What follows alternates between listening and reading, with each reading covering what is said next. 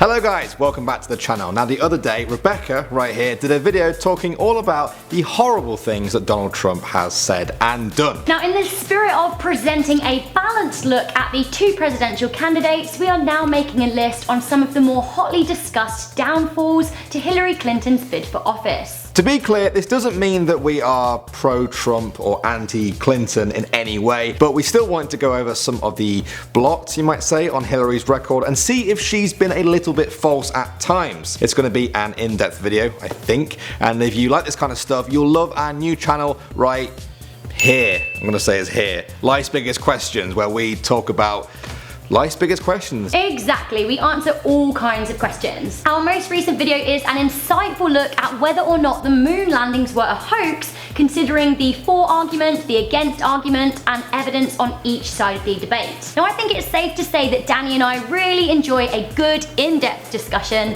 so let's get right into this one, shall we? Okay, so let's start off with probably the most talked about scandal in Hillary Clinton's bid for presidency. In at number 10, we of course have the email scandal. Okay, so quick summary. While Clinton was Secretary of State, she sent and received emails using a personal email account and server. This is something pretty much everyone has done at work at some time in their life, but when you're Secretary of State, you need to be a bit more careful. This is because if any classified information is sent over a less secure server, it is at a greater risk of interception from spies who could use it to attack the United States. Now obviously, this is a worst case scenario, and that actually didn't happen. Clinton sent and received a total of 30,490 emails, which were handed to the State Department in December 2014. 3 of these 30,000 plus emails contained classified markings, although they weren't marked properly as such. Clinton made a congressional testimony saying,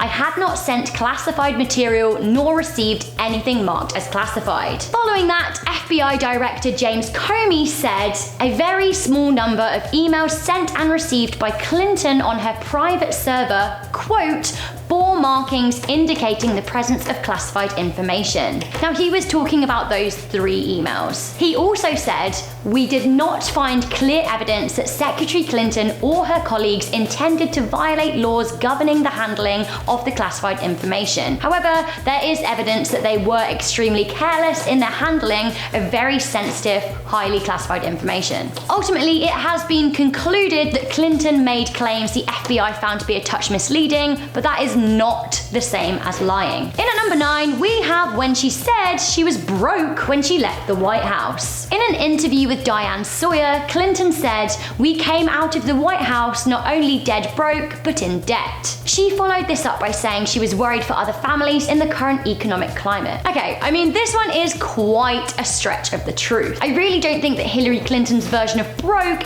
is quite the same as ours. Some people out there in America and the rest of the world are literally living on the breadline or below. While it is true that the Clintons were in debt when they left the White House, they did have millions of dollars in assets. It is true that the Clintons did have to work hard to get out of debt, but at the same time, they had the ability to command a high wage from the get-go. Hillary charges hundreds of thousands of dollars per speech, and her memoir, Living History, made the pair over $2 million in 2001. The Clintons' version of broke is struggling to pay off debt while funding several family members' houses, their daughter's pricey education, and a better-than-average lifestyle. On her comments in an interview with Fusion TV, she said, "I regret it. It was inartful. It was accurate, but we are so successful and we are so blessed by the success we've had, and my husband has worked incredibly hard." Alright, coming in at number 8 now. Hillary said that she was named after Sir Edmund Hillary. In April 95, she visited Nepal, home of Mount Everest, where she met the first person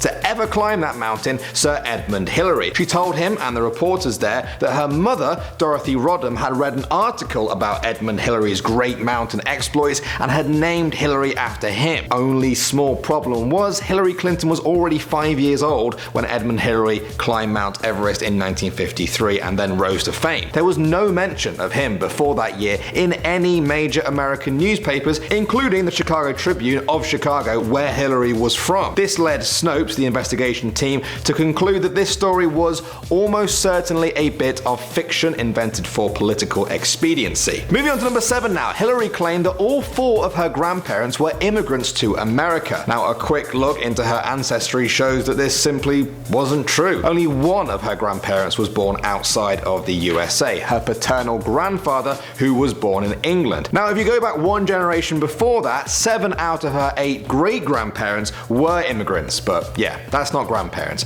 I understand her trying to relate to immigrants, but you gotta stick to the facts. In at number 6, we have Hillary Clinton's support of gay marriage. In her 2016 presidential campaign, Hillary has made it pretty clear that she stands for LGBTQ rights, and that is absolutely fantastic. Trump, on the other hand, has been far sketchier with his support. Hillary may now consider herself a progressive when it comes to gay rights, but has she always been that way? Well, no. Up until 2013, it seemed that Hillary was not entirely pro same-sex marriage. Her husband even signed the 1996 Defense of Marriage Act that prevented federal government from recognizing gay marriage. When she was senator in 2004, she said, "I believe marriage is not just a bond, but a sacred bond between a man and a woman." But now, as she hopes to be elected president, she is very supportive. She even tweeted her pride at the Supreme Court ruling in 2015. In her defense of her past stance, Clinton, who has always been heavily involved in human rights, has said, "I did not grow up even imagining gay marriage." This was an incredibly new and important idea that the people on the front line of the gay rights movement began to talk about, and slowly but surely convinced others of the rightness of their position. And when I was ready to say what I said it. She also said, and I think this is really important, "One of my big problems right now is that too many people believe they have a direct line to the divine and never want to change their minds about anything. They're never going to open to new information, and they like to operate in an evidence-free zone." And I think it's good if people continue to change. While one may question her motives, one can't say that she lied about her support of gay marriage. She's actually been quite open about the fact that she's simply evolved and changed her mind. So building on this, in at number 5, we have her bouncing between progressive and moderate ideals. If someone says that they're a moderate, then says they're a progressive, they were lying at some point, right? Well, that is what many Clinton critics have said. On the one hand, in her career spanning several decades, Clinton has promoted fracking, supported the Wall Street bailout, she hasn't ruled against raising the Social Security retirement age, she has supported the death penalty, she has supported the war in Iraq, she also supported the US Patriot Act and supported the Defense of Marriage Act. Moderate Hillary Clinton is a Clinton many Americans have seen in action and can certainly be said of her time as First Lady and her time in the Senate. However, we also know that her political views have shifted to the more progressive side, along with the rest of the Democratic Party as a whole. It is 2016, and Clinton now considers herself a, quote, progressive who gets things done. Hillary herself has said that she has evolved and would worry for those that didn't feel like they could change their mind. Let's all hope, though, that her change of heart really does come from the heart, and that what she says and believes is actually what she believes, and isn't a political ploy to secure more votes. Alright, next up at number 4, Hillary Clinton claimed she was under sniper fire when she wasn't. In 2008, during her last presidential campaign, she recalled a trip she made to Bosnia in the wake of the Bosnian War back in 1996. She said that she landed there under sniper fire, that there was supposed to be some kind of greeting ceremony at the airport, but instead they had to run to their vehicles to get to their base out of harm's way. Except that's not what happened at all, and there is video proof of it. CBS caught the whole thing on film, and when Hillary made her false claims of ducking under sniper bullets in 2008,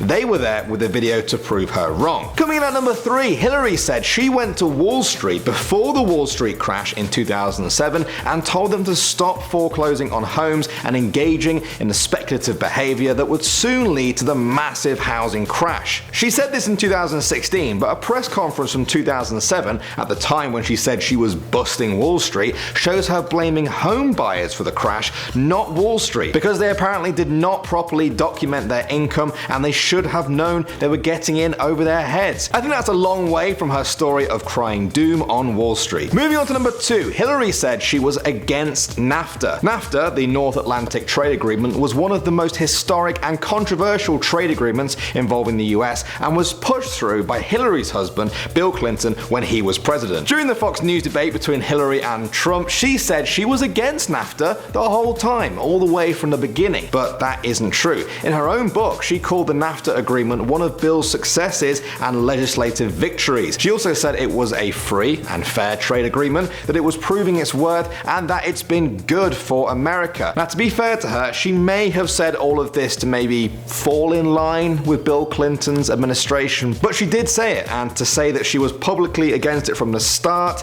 is a little bit deceitful. Okay, so in at number 1, we need to talk about Benghazi. In the limited time that we have, let's just try and cover this. On September the 11th, 2012, 2 coordinated attacks against the United States government facilities took place in the Libyan city of Benghazi. In these attacks, 4 US citizens died and 10 other people were wounded. US Ambassador to Libya Christopher Stevens, US Foreign Service Information Management Officer Sean Smith, and CIA contractors Glenn Doherty and Tyrone Woods lost their lives. To be clear, these were planned terrorist attacks, and they were originally downplayed by President Obama and Secretary of State Hillary Clinton. They painted them more to be opportunistic attacks at the very beginning. Now, this is what people agree on. Where people are divided is that some say, and these people are mainly partisan comments from Republicans, that Clinton and Obama had a vested interest in downplaying the attacks, as they came at a time that Obama was campaigning for re-election. They say the President and the Secretary of State are guilty of covering up criminal negligence. Now, 8 investigations later, which, as Hank Green points out in a very informative video, is 2 more than the 9/11 attacks, there is no evidence to suggest criminal responsibility. That said, almost everyone can agree that grave mistakes were made in not suitably preparing the consulate for this kind of attack. If they had been prepared, then perhaps nobody would have died, or perhaps the attack could have been completely stopped in its tracks. The State Department, run by Hillary Clinton, could have done more. That said, many, and these people again are almost all political opponents, have used the disaster to call Hillary Clinton a murderer. Yeah, to be honest, branding someone a murderer for not suitably preparing people for an attack is not accurate. I mean, yes, it gives some responsibility in the outcome of a situation, but it doesn't make them a killer. And to be honest, if it did, I think we would be branding more people murderers. Absolutely, you could mention the absence of weapons of mass destruction and the amount of lives, American and otherwise, that investigation cost. Instead, it's best to admit fault for mistakes and then learn from them. Hillary has made mistakes, she's not perfect. In a career so extensive, this is probably to be expected. Yeah, I think, let's be honest, politicians lie. No. I know, shocker, that's nothing new. Hillary has been in the game for a long time, so it's not too surprising that we can put together a list like this one. It explains it, I guess, but doesn't excuse it at all. I think it also explains why Trump has gotten so much support from people who are a little bit fed up with mainstream politicians. Absolutely, there are a lot of people out there that want change, and now it's up to them to decide who gets to be the person to bring it to them. Intense. Yeah. You nailed it. Danny and I are both British, but obviously these situations do involve everyone in the world on some level, and I, for one, probably would really struggle with being American right now because it is a huge decision. It is a big decision, but thanks as ever, guys, for watching. Let's try and keep the comments section civil in this one. Yeah, I absolutely agree. Just because you may have differing political views to someone doesn't make them or you a bad person. It's okay to discuss why you believe what you do, but don't resort to personal attacks. Never personal attacks. Alright guys, my name is Danny Burke. And I'm Rebecca Felgate, and we will see you guys in the next video. But if you want more in-depth discussions from the Burkemeister General and myself, then do head on over to Life's Biggest Questions. Bye!